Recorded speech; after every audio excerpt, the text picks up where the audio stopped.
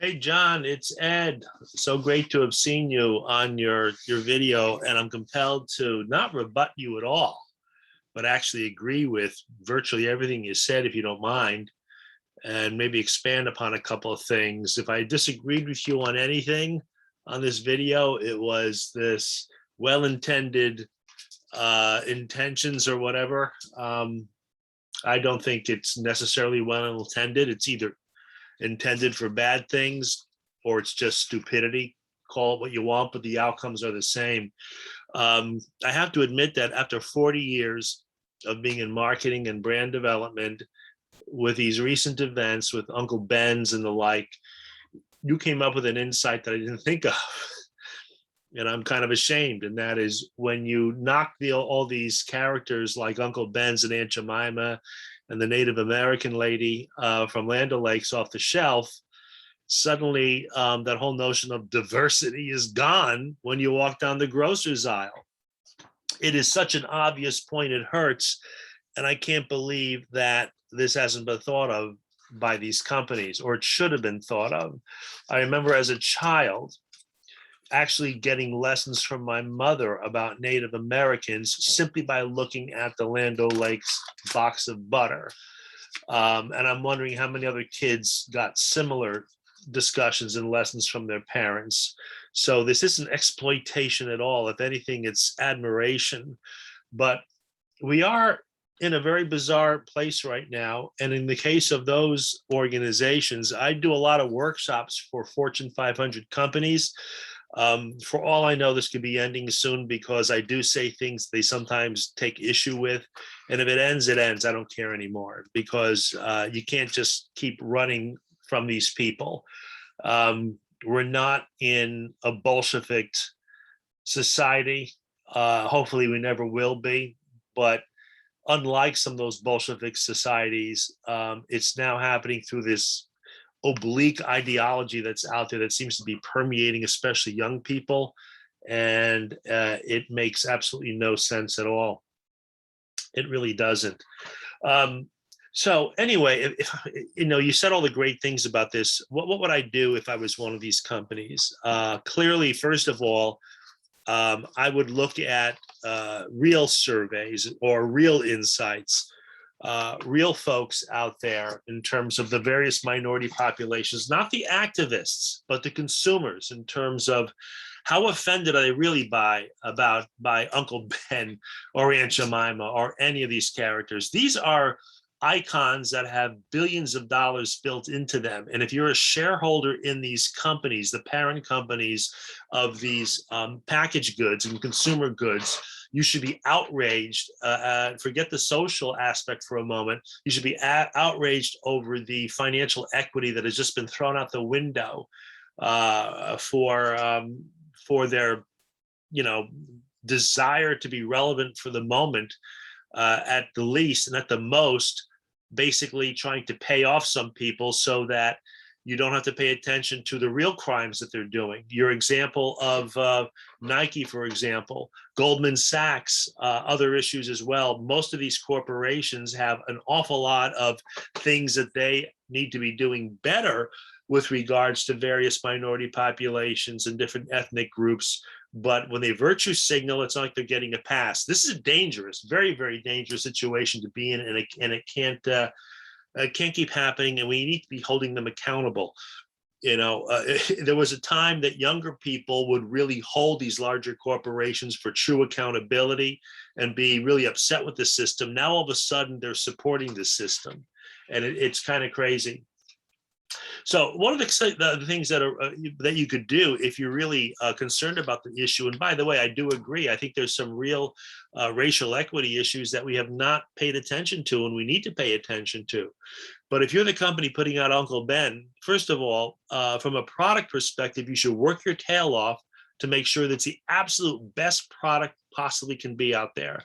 Secondly, what are you doing for the minority populations and younger people in particular that are coming up within housing authorities that just have a constant cycle of poverty, a constant cycle of obstruction in being able to get into the systems that you and I have been able to enjoy? There are things that you can really do. taking Uncle Ben off the box doesn't help. It actually makes it worse. If you're Land O'Lakes, what are you doing for the native populations? What are you doing? This is still in America where you have some of your most abject poverty that's out there.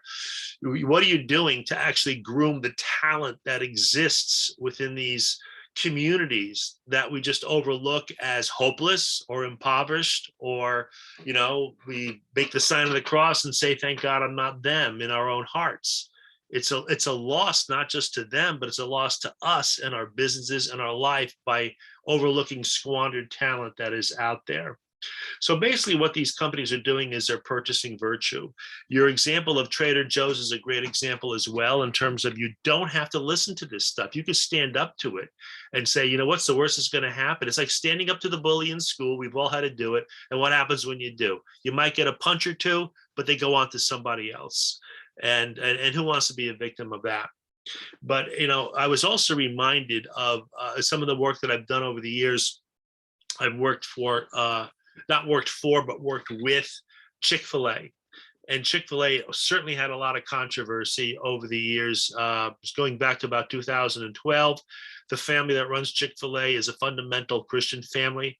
And they've been pretty vocal about their beliefs, not Chick-fil-A as an organization, but their family and what they believe in. And that's fine. That's what America's about. We do have freedom of religion here, at least I think we still officially do. But clearly they made some statements, or the founder's son did, about homosexuality and about gay marriage, which didn't sit well with what I'll call a more activist population out there. And now Chick-fil-A is headquartered in Atlanta.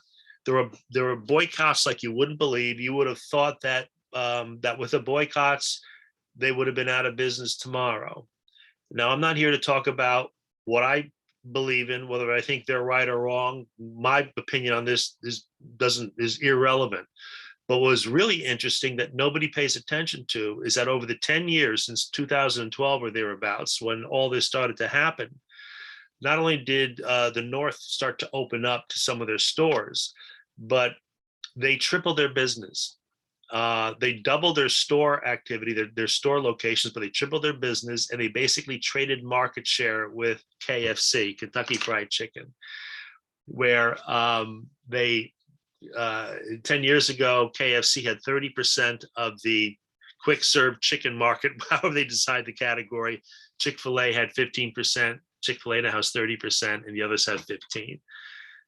They stuck to their guns, they stuck to their brand, they didn't compromise their beliefs, but what they focused on was providing an incredibly great product, an incredibly great experience, and building a very strong fan base for their product. That's what businesses are there for. I didn't elect them, nor did you, to tell me how to live or how to think. I'm not going to listen to a CEO from Coca-Cola to tell me what I should be believing or doing. I have elected officials to listen to. I have a corrupt media to try to at least get some kind of truth out. And I also have my own life experiences to be able to figure out what's right and what's wrong. We got to be careful of this gang mentality. And I really, really worry about it. America in particular, I know you've spent a lot of time overseas, but the strength of this country has really been the commonality and common values and common work ethic that we have as a nation, and continually focusing on improving that, so that folks that are disenfranchised, and my relatives were certainly disenfranchised when they first came to this country, but making sure that we work hard to unblock some of those obstacles that some populations have to the success. The system works. It's getting them into this system and figuring out how do we unblock that opportunity, not opening up the door to bad systems that have been proven to not work at all and not work well.